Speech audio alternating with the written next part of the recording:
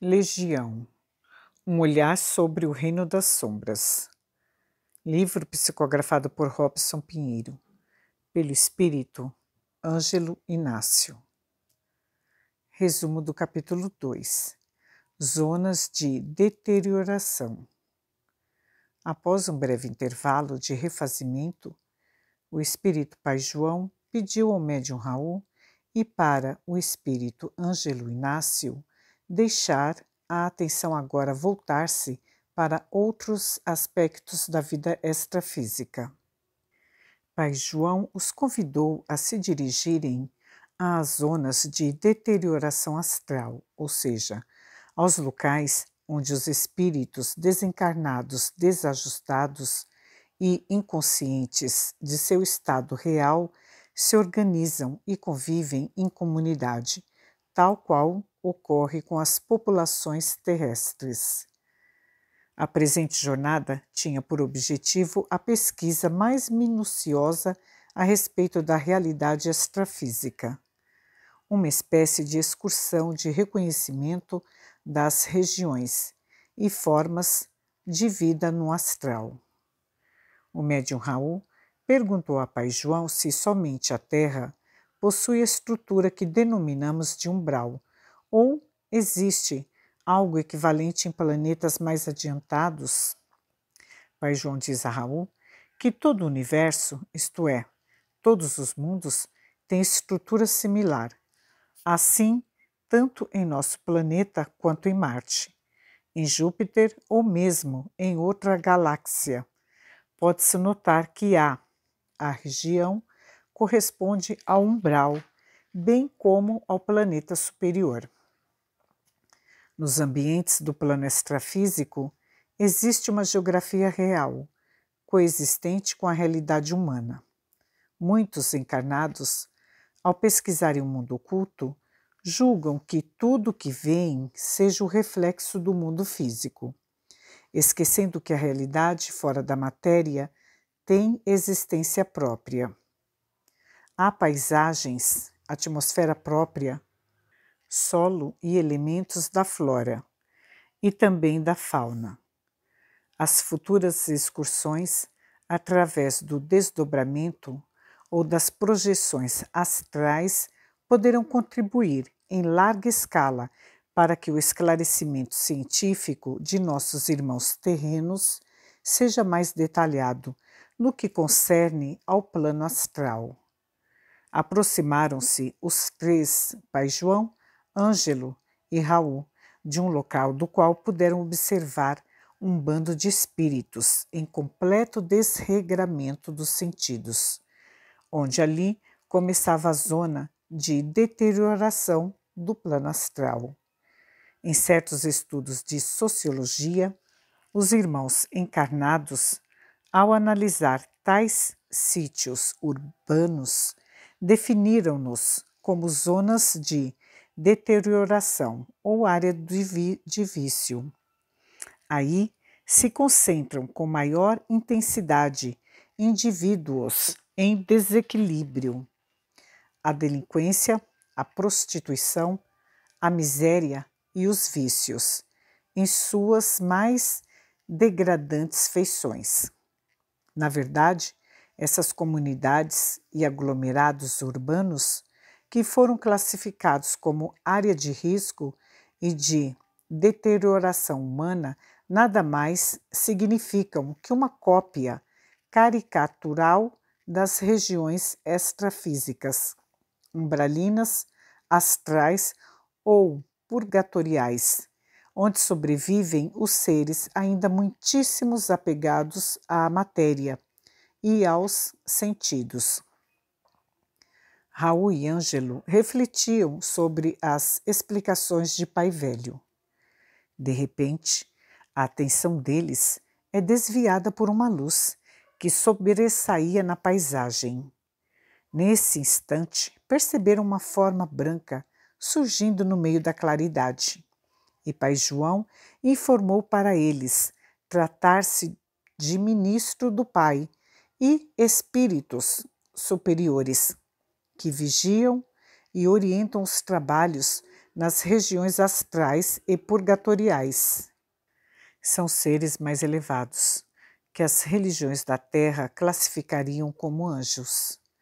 Dedicam-se ao amparo daqueles seres ignorantes e muitas vezes perversos, mas filhos do mesmo Pai. O espírito superior dirigiu-se diretamente a determinada região mais escura, e os fluidos do ambiente pareciam se dissolver, e mais de 1000 espíritos pareciam emergir das sombras, à medida que o emissário celeste rasgava o cenário atroz.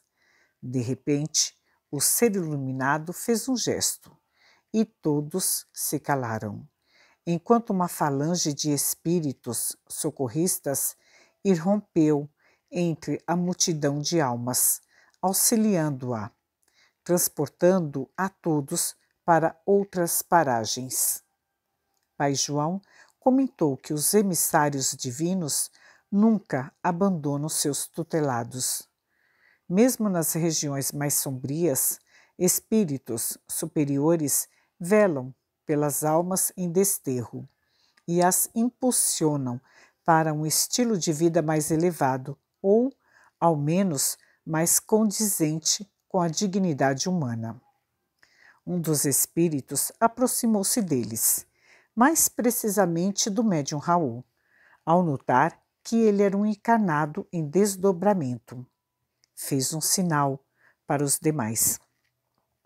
Este espírito estendeu os braços como se fosse abraçar Raul, mas Pai João logo interferiu, impedindo que o intento se concretizasse. Os espíritos afastaram-se e finalmente Raul pôde reconhecer um dos seres. Olhando Pai João, o médium Raul pediu: "Deixe-me falar com este espírito." "Estarei atento, meu filho, mas tenha cautela." Aproximando-se do espírito, Raul fixou-lhe o olhar. O ser parecia perdido em seus pensamentos quando balbuciou: "Te esperei tanto, por que demoraste?" "Estou aqui agora", falou Raul. "O que fazes por estes lados?"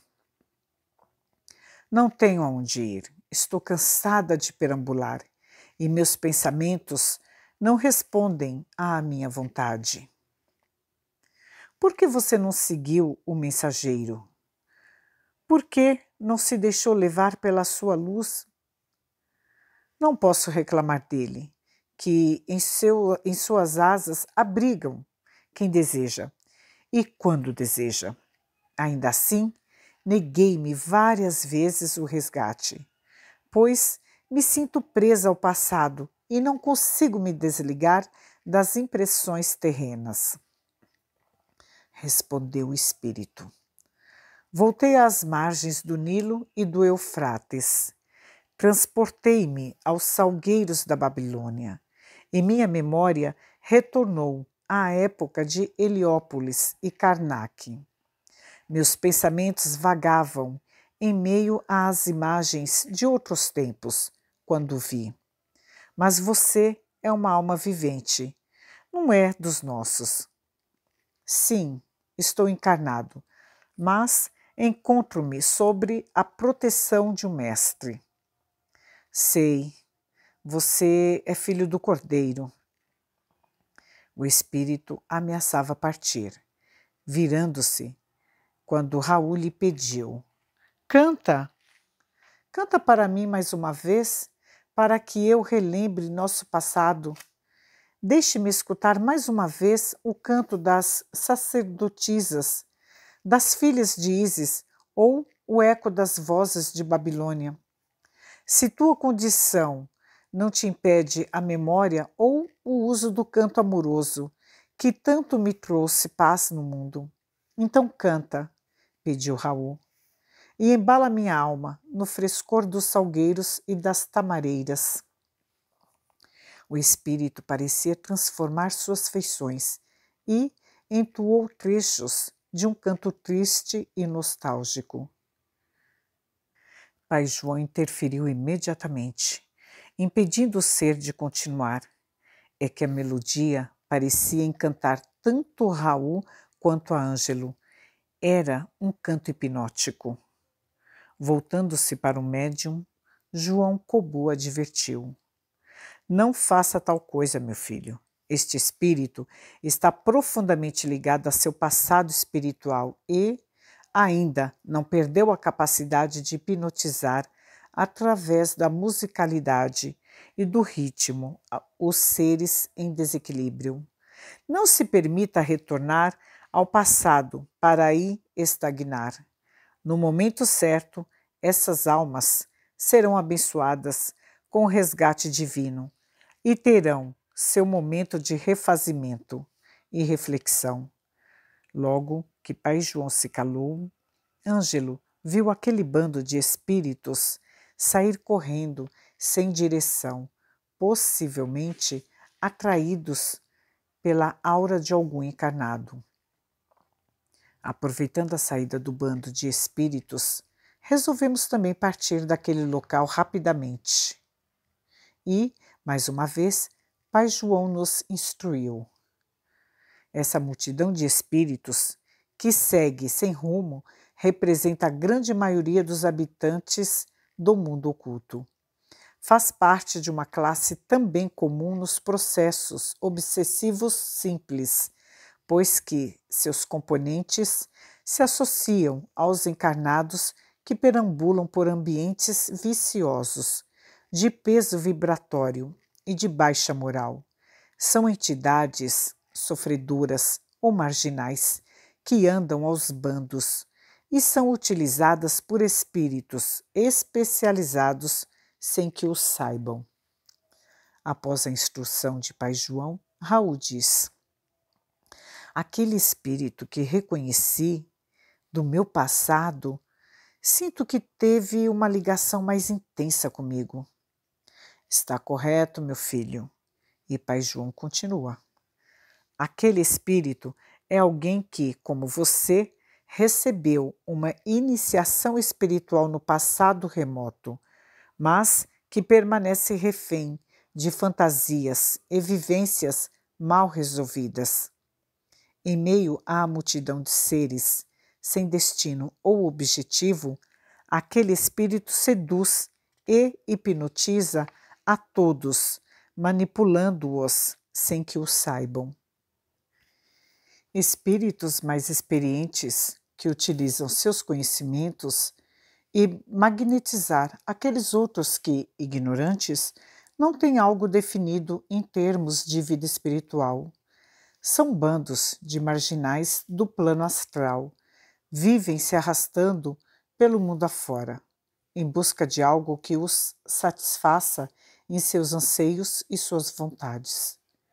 Pai João os denominou de quiumbas, espíritos atrasados vibratoriamente, e como não despertaram ainda para uma vida mais espiritualizada, sobrevivem nas regiões próximas à crosta, sugando a vitalidade dos homens, sem que sejam percebidos. Até que sejam descobertos e o socorro seja requerido, acabam por causar imenso estrago na estrutura orgânica dos irmãos. Podemos classificá-los como vampiros de energias. Do mesmo modo que na natureza física existe a simbiose, também a verificamos entre espíritos do astral e encarnados e desencarnados. É comum ver espíritos ligados de maneira especial a certas pessoas, as quais têm atendido com prontidão seus menores caprichos ou as evocações mentais e emocionais mais triviais. Raul mostra-se interessado neste assunto, simbiose, e pede para Pai João falar mais alguma coisa a esse respeito. E prontamente Pai João diz: Raul, segundo a ciência dos irmãos encarnados, entende-se por simbiose como uma associação biológica duradoura entre seres vivos, considerada harmônica e às vezes necessária, com benefícios recíprocos, ou seja, é uma espécie de parceria na qual ambos os lados são beneficiados. A simbiose espiritual obedece ao mesmo princípio. A grande maioria dos indivíduos encarnados que vivem tais alianças nem suspeitam, mas seus sócios espirituais são almas inferiores que se juntam aos homens para roubar o tônus vital em proveito próprio ou visando potencializar a ação nefasta e os propósitos mesquinhos a que servem. Persistindo a simbiose, o processo pode converter-se em parasitismo, ligação que prejudica uma das partes envolvidas. Dependendo da gravidade e da crueldade com que atua o obsessor, a patologia é caracterizada como vampirismo. Os vampiros absorvem do duplo etérico dos homens as energias vitais e ectoplásmicas, que são essenciais para a manutenção da saúde e do vigor dos corpos materiais. Eles sobrevivem também das emoções de suas vítimas. Mas é preciso lembrar que não somente no plano astral, como também no físico, existem ladrões de energia. Qualquer ação para evitar o roubo das energias vitais, primeiramente, deve se concentrar na educação do pensamento e das emoções.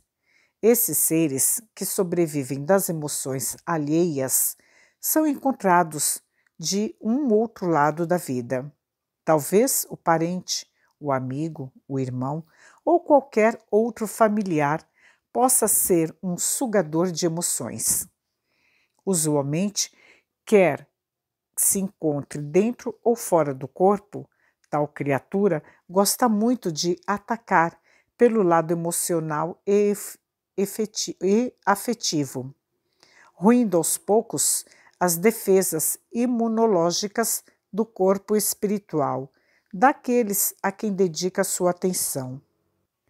Faz de tudo para despertar compaixão e aproveita a bondade dos outros para se mostrar infeliz, de modo que, de passo em passo, vai dominando emocionalmente seus alvos. Quando encarnado, lança mão de qualquer recurso, especialmente a chantagem emocional, para realçar sua aparente infelicidade. Lágrimas provocadas. Está pronto para drenar as emoções das vítimas que encontra em seu caminho e que lhe dão atenção. Ao desencarnar, integra-se à imensa legião de seres desequilibrados, muitas vezes já especializados durante a vida física na drenagem energética e no roubo de vitalidade, e são facilmente manipulados por outros espíritos mais experientes na execução de suas ideias e projetos. E para exemplificar o que eles tinham visto até aqui, Pai João os conduziu a um local na esfera física, onde se reunia um grupo de pessoas, na maior parte jovens. Dentre eles está um rapaz chamado Caio, que pretende se divertir com os amigos, que não vê há alguns anos, e os reencontra agora para tomar cerveja e trocar experiência. Após alguns goles ingerido por Caio, fez com que seu psiquismo liberasse algumas emoções reprimidas durante muito tempo. Enquanto isso, dois espíritos se juntaram a Caio, respirando a mesma atmosfera que ele. Era como se ambos estivessem embriagados com o hálito do rapaz e, em conspiração, Suas mentes se ligavam intimamente uma à outra, num claro processo de natureza mediúnica. Pai João adiantou-se nas explicações. Presenciamos um caso clássico de indução espiritual. Esse tipo de consórcio entre desencarnado e encarnado se faz espontaneamente, sem qualquer premeditação ou maldade. O espírito vê um indivíduo, sente-lhe a benéfica aura vital que o atrai, pois lhe dá a sensação de bem-estar. Por ressonância vibratória, recebe ligeiro alívio, tanto de suas emoções descontroladas quanto de algum resquício de conflito sobrevivente de seu passado como encarnado. Durante a indução espiritual, existe a transferência da energia desarmônica do espírito para o indivíduo. Isso poderá provocar flashes ideoplásticos em sua mente, acendendo antigos problemas que ele, Caio, ainda não está preparado para enfrentar. Os flashes ideoplásticos descrevem visões ou imagens mentais súbitas e involuntárias que surgem de um pensamento ou ideia, muitas vezes associadas a distúrbios mentais ou ao estado de vigília no contexto espírita. Prosseguindo a jornada, o médium Raul, que os acompanhava desdobrado, começou a sentir frio intenso, como se estivesse submetido a temperaturas muito baixas. Preocupado com o que ocorria consigo, ele lançou um olhar indagador ao pai velho que os guiava. João Cobu então lhe disse: Sabe, meu filho, para nós, os desencarnados, que já superamos certos limites, as diferenças de temperatura não influenciam a sensibilidade de nosso corpo espiritual. No entanto, para o encarnado em desdobramento, ou mesmo para espíritos apegados à matéria, o frio ou o calor fazem diferença. E você, Raul, como encarnado, em tarefa do lado de cá, possui ainda o duplo etérico. Raul lembrou de que participava de algumas reuniões de materialização e pôde perceber que, muitas vezes, quando ocorrem efeitos físicos, tais como ectoplasmias, telecinesias e desmaterializações, podendo ocorrer correntes de ar frias, como se o local onde aconteciam tais fenômenos fosse de repente resfriado. Em seguida, o mentor segurou a mão de Raul, sorriu para mim, como a transmitir confiança, e os guiou em direção ao próximo destino. Lentamente, adentraram as regiões mais profundas do mundo oculto. Os lamentos neste lugar eram tão intensos que Raul não se conteve e chorou. Pai João, quem são esses espíritos que sofrem tanto e se expressam com tamanha dor? Perguntou o companheiro Raul, após empreender um esforço incomum para dominar as imagens que emergiam de seu interior. Olhando-o amorosamente, Pai João Cobu responde: Esta é a situação daquelas pessoas que não se definiram no mundo pelo bem divino, colocando-se numa posição neutra, o que já representa um mal em si. A imagem que observamos nesse momento nos lembra uma águia que, podendo percorrer os céus, permanece com os pés enlameados, presa ao perigoso pântano. A imagem evocada por Pai João não poderia ser mais perfeita, pois aquele bando de sofredores parecia se contorcer em meio a um lamaçal de imenso poder magnético. Era uma espécie de areia movediça do além.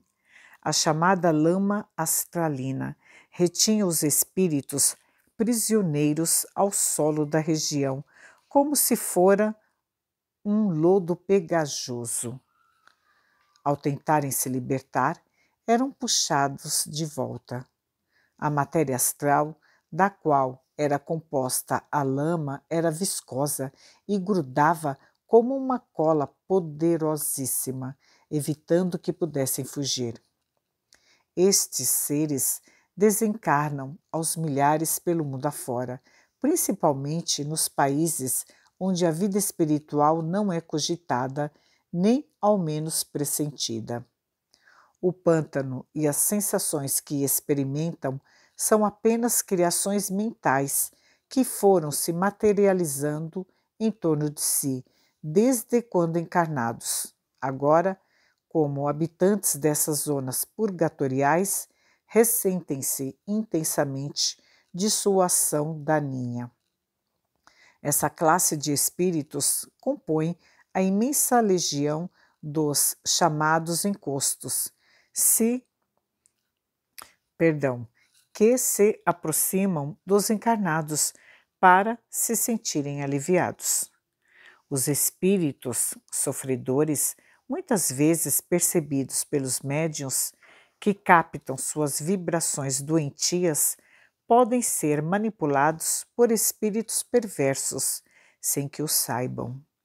A mente da criatura desequilibrada, que não se preparou para a vivência ou conhecimento da espiritualidade, encontra-se nublada, embotada e, por conseguinte, incapaz de realizar observações com maior grau de lucidez.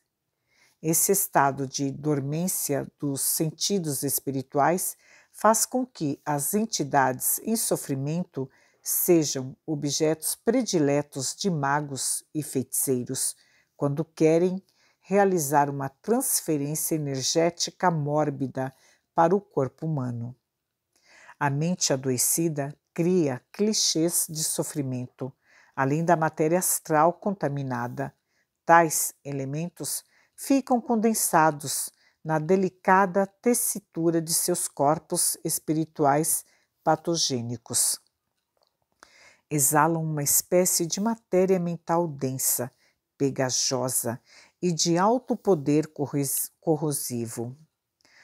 Por tudo isso, magos e feiticeiros frequentemente aproveitam essa multidão de espíritos infelizes na consecução de seus planos destruidores. Para libertar algumas pessoas dos processos obsessivos, são utilizadas algumas ervas que são dotadas de altíssimo poder absorvente. Esses recursos da natureza sugam o fluido mórbido, tanto do chamado encosto ou sofredor, quanto do encarnado, que é a vítima. É claro que somente o tratamento fitoterápico não será suficiente. É necessário levar ao esclarecimento o sofredor, o que se alcança através da conversa com o espírito, incorporado num médium. Essa etapa pode ser cumprida num trabalho de mesa, no centro espírita, através de uma conversa fraterna, que muitos espíritas chamam de doutrinação. Esses espíritos em sofrimento não possuem quase sua totalidade o conhecimento da vida espiritual. Precisam de um tempo para meditar, fazer algumas reflexões. A seguir, devem ser conduzidos em breve espaço de tempo à reencarnação. Durante a próxima vida, em novo corpo físico, entrarão em contato natural com o sofrimento e a marginalidade, mas se verão também envoltos em algum conhecimento espiritual elementar. E é justamente por essa razão que vemos no mundo a atuação cada vez mais intensa das chamadas igrejas pentecostais e neopentecostais, bem como do movimento católico carismático, os quais abordam questão espiritual de maneira bem distinta daquela que o Espiritismo apresenta. Esses nossos irmãos, com sua fé radical e grande poder de persuasão, têm prestado imenso benefício, pois retiram esses espíritos já reencarnados de dependências químicas e antros de perdição, como dizem. Uma vez reencarnados na Terra, esses espíritos só estão aptos a dar ouvido aos apelos das pregações fortes e recheadas de elementos familiares a seu universo. O inferno do qual querem escapar, ou o diabo, por quem alimentam tanto pavor, são os obsessores e magos negros, que deles se serviam antes da reencarnação atual. Muitos dos atuais pregadores são espíritos de guardiões que já desempenhavam esse papel nas regiões do mundo oculto antes de reencarnar. O espírito Ângelo Inácio ficou imaginando quantas oportunidades certos espíritas perdem ao rejeitar as palavras simples e sábias de um pai velho ou de uma mãe velha, que poderiam dar imensa contribuição nas tarefas do bem. Pai João, continuando com seus ensinamentos, diz que trabalhar como pai velho não é algo tão simples assim. Não basta haver acumulado experiências como escravo ou conhecer algumas mandingas e depois manifestar-se por aí fazendo benzeções. Dependendo da tarefa a que um pai velho queira dedicar-se, é preciso capacitar-se para que um espírito se manifeste como pai velho, coordenando uma tarefa de responsabilidade. É crucial ingressar nas escolas do astral ligadas às sagradas correntes da Umbanda, a lei divina de amor e caridade, realizando seu aperfeiçoamento com disciplinas rigorosíssimas e sob a tutela dos mestres do pensamento universal.